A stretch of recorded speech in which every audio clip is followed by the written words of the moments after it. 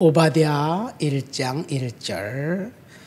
주 여호와께서 에돔에 대하여 이와 같이 말씀하시니라. 우리가 여호와께로 말미암아 소식을 들었나니 곧 사자가 나라들 가운데 보내심을 받고 이르시기를 너희는 일어날지어다 우리가 일어나서 그와 싸우자 하는 것이니라. 보라, 내가 너희를 나라들 가운데 매우 작게 하였으므로 내가 크게 멸시를 받느니라. 너의 마음이 교만이 너를 속였도다. 바위 틈에 거주하며 높은 곳에 사는 자여, 내가 마음에 이르기를 누가 능히 나를 땅에 끌어내리겠느냐 하니, 내가 독수리처럼 높이 오르며 별 사이에 깃들을지라도 내가 거기에서 너를 끌어내리리라. 여호와의 말씀이니라. 혹시 도둑이 내게 이르렀으며 강도가 밤중에 내게 이르렀을지라도 만족할 만큼 훔치면 그치지 아니하겠느냐. 혹시 포도를 따는 자가 내게 이르렀을지라도 그것을 얼마쯤 남기지 아니하였겠느냐. 내가 어찌 그리 망하였는고, 에서가 어찌 그리 수탈되었으며 그 감추인 보물이 어찌 그리 빼앗겼는고. 너와 약조한 모든 자들이 다 너를 쫓아 변경에 이르게 하며, 너와 화목하던 자들이 너를 속이며 내 먹을 것을 먹는 자들이 내 아래 함정을 파니 내 마음에 지각이 없음이로다.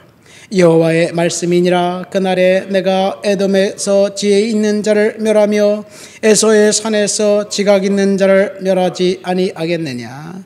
드마나 내 용사들이야 놀랄 것이라. 이로 말미암아 에서의 산에 있는 사람은 다 죽임을 당하여 멸절되리라.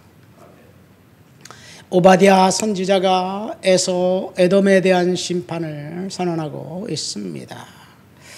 야곱과 에서의 이야기는 창세기 25장부터 27장에 나와 있죠. 결국 야곱은 축복을 받았고 에서는 빼앗겼습니다. 야곱이 아버지와 형을 속이고 축복을 빼앗은 것이 아니라 이삭이 하나님께서 말씀하신 것을 망각하고 에서에게 복 주려고 했다, 축복하려고 했다가 하나님께서 애초에 예언하신 대로 야곱과 에서가 이제 임신했을 때 하나님이 주신 말씀대로 야곱이 복받았고 에서는 축복받지 못했습니다. 에서가 빼앗긴 것이 아니라 에서가 팥죽 사건을 통해서 볼 때 장자의 직분을 경홀히 여겼고 이는 하나님을 멸시하는 행위였습니다. 시브리 기자는 이 에서의 상태에 대해서 그의 그 교만을, 그의 그 하나님을 멸시하는 행위를 지적하고 있습니다. 에서와 그 야곱의 관계가 성경에 보면 그렇게 에서가 에돔이 이스라엘에게 뭐 어떻게 그렇게 나쁜 짓을 했는지 잘 모르겠습니다. 그러나 오늘 본문에 보면 2절에 보니까 뭐라고 이야기합니까? 보라, 내가 너를 나라들 가운데 매우 작게 하였으므로 네가 크게 멸시를 받느니라.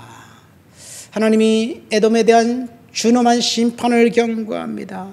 너의 교만이 너를 속였다. 4절에 보면 독수리처럼 높이 올라가고 별 사이에 깃들지라도 거기서 끌어내릴 것이다. 5절에 내가 어찌 그리 망하였느냐. 그리고 6절에 에서가 수탈되었으며 감춘 보물이 빼앗겼고 7절에 보면 너와 약조한 자들이 너를 변경해서 쫓겨내겠고 너와 화목한 자들이 너를 속였다. 믿는 자들에게 발등을 찍히게 된다는 이야기입니다. 결국 9절에 보면 에돔 땅의 멸망을 선포하는데 에서의 산에 있는 사람은 다 죽임을 당하고 멸망을 당할 것이다. 그런 이야기를 합니다. 10절부터 끝절까지 보면 에돔의 철저한 심판을 하나님이 경고하고 있습니다. 무시무시한 심판에 대한 경고입니다. 그러나 야곱과 에서의 경쟁 관계에서 에서가 축복을 빼앗기고 야곱을 죽이려고 분노했지만 결국은 죽이질 않아요. 못해요. 이 야곱이 돌아오는 날 에서의 행동이 어찌 보면 야곱보다 더 의로운 것처럼 보입니다. 야곱이 물론 브니엘에서 하나님을 만나 씨름하고 이제 에서를 만나러 오는데 양떼, 소떼를 먼저 보내고 그 다음에 이제 종들과 그 자식들을 그 다음에 레아와 그 자식들을 그 뒤에 그 다음에 마지막 요셉과 라헬을 맨 뒤에 이제 이렇게 차례로 보내면서 여차하면 도망갈 자세를 만반의 준비를 다하고 형님을 만납니다. 그런데 막상 형 에서를 만나보니 형은 정말 쿨했어요. 목을 어긋맞지고 껴안고 뽀뽀하고 눈물을 흘리면서 이제 됐다 그렇게 이야기하며 용서해 줍니다. 그런데 야곱은 형님을 보니 하나님을 보는 것 같다고 가진 아부를 다 떨면서 이렇게 그런 모습을 볼 때 에서가 더 정의롭고 의로운 것 같이 보입니다. 이것이 야곱과 에서의 그 결별할 때 마지막 모습입니다. 이제 에서는 소떼와 양떼와 떼를 이끌고 이제 남쪽으로 내려가 그 세일산에 거주하면서 에돔 족속이 되고, 그 다음에 창세기 26장에는 에서 후손들 왕들 이야기가 나오는 것으로 창세기는 에서 이야기를 끝냅니다. 그럼 그 이후에 에서와 에돔과 이스라엘과는 어떤 원한 관계가 있었을까 모르겠습니다. 어제 제가 이 설교를 준비하면서 에돔의 이야기를 쭉 구약성에서 다 찾아봤어요. 그랬더니 민수기에 하나님이 이제 그 출애굽한 백성들에게 이렇게 이야기하더라고요.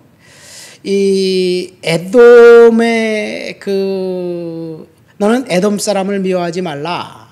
그는 내 형제다. 신명기 32장에 23장에 이렇게 하나님이 명령합니다.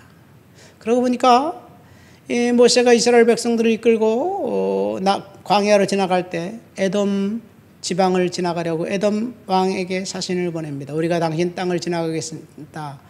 먹을 것을 사 먹고 파괴하지 않고 그냥 고스란히 지나만 가겠다. 그러니까 에돔이 거부합니다. 자기 땅을 지나가겠다는데 허락해 줄 사람이 누가 있을까요? 임진왜란 때 도요토미 히데요시가 조선에 사신을 보내면서 정명가도라는 그 말을 썼잖아요. 명을 칠 때니 길을 내줘라 하는 얘기예요. 조선을 통과하겠다는 이야기. 조선은 거부했고, 그리고 그것은 그 명분이었죠. 조선을 침략하기 위한 명분이었죠. 어쨌든 에돔과의 첫 관계는 그렇습니다. 사무엘상 14장에 보면 사울이 임금이 된 후에 차례로 모압과 암몬과 에돔을 복속시킵니다. 다윗 왕 때는 이제 에돔의 그 요압이 들어가 에돔을 정복하고 에돔 사람들을 노예로 만듭니다. 이것이 통합 이스라엘 그의 에돔과의 관계입니다. 그런데 에돔 사람들이 어떻게 이렇게 철저하게 멸망당할 만큼 이스라엘과 원한 관계가 있었느냐? 이게 보면 잘 모르겠지만 시편 137편에 보면 나와 있습니다. 시편 137편은 뭐냐? 이스라엘 백성들이 바벨론에 끌려갔을 때 그때의 슬픈 노래입니다. 아마도 가장 슬픈 노래가 있다면 시편 137편인데 이것이 보니엠이라는 사람이 팝송 그 그룹 흑인 가수가 부른 By the Rivers of Babylon이라는 팝송의 노래에 나와 있습니다. 7절 말씀 보니까 이제 예루살렘이 멸망당하던 날 에돔 자손이 이스라엘 유다와 예루살렘에 난입해서 이 바벨론 사람들의 편을 들어줍니다. 도망가는 자들을 밀고해서 포로로 잡혀가게 했고, 예루살렘을 이제 그 약탈할 때 약탈자의 무리에 섞여서 이스라엘을 약탈하고 예루살렘을 유린했습니다. 이것이 에돔이 예루살렘에 행했던 가장 큰 죄였습니다. 오바댜는 교만한 에돔에게 인과 응보를 이제 심판을 경고한 거지요. 에돔의 죄는 이제 그 형제 이스라엘을 그 선대하지 않고 악을 행했다는 것에 있습니다. 약탈로 안갚음했습니다. 포악으로 이제 행했습니다. 그래서 하나님은 약탈한 자는 약탈로, 포악을 행한 자는 포악으로, 짓밟은 자는 짓밟음으로 이제 심판하실 것을 오바댜 선지자를 통해서 에돔을 빗대어 이야기하고 있습니다. 에돔은 짓밟히고 쓰러짐 당하고 그리고 제거될 것이고 결국 하나도 남지 못하게 될 것이라고 오바댜를 통해서 에돔을 예언했습니다. 15절 말씀 보니까 내가 행한 대로 내 머리에 돌아갈 것이다. 뿌린 대로 거두게 될 것이라는 것입니다. 16절에 보면 본래 없었던 것처럼 아무것도 남지 않을 것이다. 이런 말씀이에요. 오바댜의 예언을 한마디로 말해서 뿌린 대로 거두게 된다는 이야기입니다. 이것은 저와 여러분들에게를 향한 경고입니다. 오바댜는 이미 에돔은 망하고 없어진 나라입니다. 그런데 망하고 없어진 나라의 그 예언이 지금까지 성경에 남아 있어야 될 이유가 무엇일까요? 사실 이 오바댜 예언대로 에돔은 철저히 멸망당했는데 원래 그들은 산지에 거하는 사람들이었어요. 가파른 절벽에 이제 살면서 아무도 접근하지 못하는 그 요새에 살면서 내려와서 약탈하고 유린하고 빼앗아가고 그런 산적과 같은 그런 짓을 행했습니다. 그런 그 땅에 살던 그 사람들, 그때 그 사람들이 존속해서 신약 시대에 와서는 그들이 이두메 사람이라고 이제 불려집니다. 근데 공교롭게도 이두메 사람의 중에 가장 성공적인 사람이 바로 헤롯 왕입니다. 헤롯은 에돔 사람이에요. 에돔 사람이 이제 그 유다인이 되었습니다. 언제 되었느냐? 마카비 시대에 에돔이 정복되어서 강제로 할례를 받고 유다에 편입됩니다. 그러니까 에돔 사람이 유다에 편입되었는데 유다인들은 이방인을 철저히 거부하고 에돔 사람들은 섞여 살지 못했습니다. 그런데 시간이 지나면서 이 로마가 이제 지배하면서 이방인인 에돔이 유다를 점령하고 오히려 헤롯 왕같이 분봉왕으로 이제 그 유다를 다스리는 것 같은 그런 모습이에요. 근데 이것은 하나님이 에돔을 멸망시키기 위한 하나님의 또 다른 방법이었습니다. AD 70년 로마가 이제 예루살렘을 침략해서 예루살렘을 함락할 그때 사실 유다는 철저히 로마에게 저항하면서 끝까지 대적했지 않았어요. 이게 열심당 셀롯들의 이야기입니다. 그래서 결국 로마가 티투 장군을 보내서 예루살렘을 포위하고 멸망시켜요. 그런데 그때 예루살렘이 멸망당할 때 예수를 믿고 따르는 제자들과 그 기독교인들은 예수님의 예언을 따라서 전쟁이 벌어지는 날 산에 있는 자들은 내려오지 말고 도망하라, 지붕에 있는 자는 도망하라, 그런 말씀을 가지고 전쟁이 있을 때 다 피신했습니다.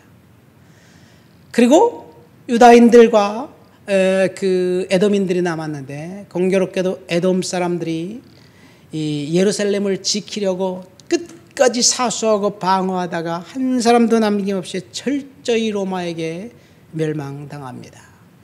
에돔이 예루살렘을 지키려고 하다가 멸망당한 것이 아이러니예요. 정말 역사의 아이러니입니다. 유다에서 섞여 살지 못했던 에돔인들이 기득권층처럼 지내다가 그들은 멸망당했습니다. 철저한 보복을 당한 거예요. 에돔에 대한 예언은 한마디로 말해서 내가 행한 대로 너도 받을 것이다는 말입니다.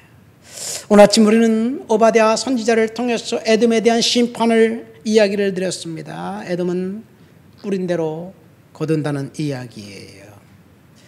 예루살렘이 이제 멸망당하는 날 그들이 뿌린 혹독한 그 죄, 재난 당하는 사람들을 볼 때 긍휼의 마음을 가지고 도와줘야 되는데 오히려 어려움 당하는 사람들을 이 수탈하는 데 앞장서는 같이 그들을 압제하는 사람들을 보면서 하나님은 그들의 죄를 기억하신다는 이야기예요. 오늘날 우리 주위에서 보세요. 아픔을 당하고 재난을 당하면 한 사람도 남김없이 그에게서 다 돌아서요. 도와주려고 하는 사람이 없어요. 자기와 상관이 없는데도 불구하고 하나님은 그들의 악행을 기억하시고 행한 대로 보응하신다는 것이 오바댜의 이야기입니다. 그래서 우리가 재난당한 사람들, 어려움 당한 사람들, 역경에 처한 사람들을 그들을 섬기고 세워주는 그런 일들을 해야지 될 줄을 믿습니다. 하나님 아버지 감사합니다. 오바댜의 예언을 통해서 에돔의 멸망에 대한 이야기를 들었습니다. 재난당한 자, 힘든 자, 어려운 자, 역경에 처한 자를 도와주고 섬기는 그런 넉넉한 마음을 갖고 주님 앞에 살아가도록 주여 도와주옵소서. 뿌린 대로 거두게 된다는 그 경고를 붙들고 오늘도 선을 뿌리고 사랑을 뿌리고 섬김을 뿌릴 수 있도록 도와주시옵소서. 예수님의 이름으로 기도합니다. 아멘.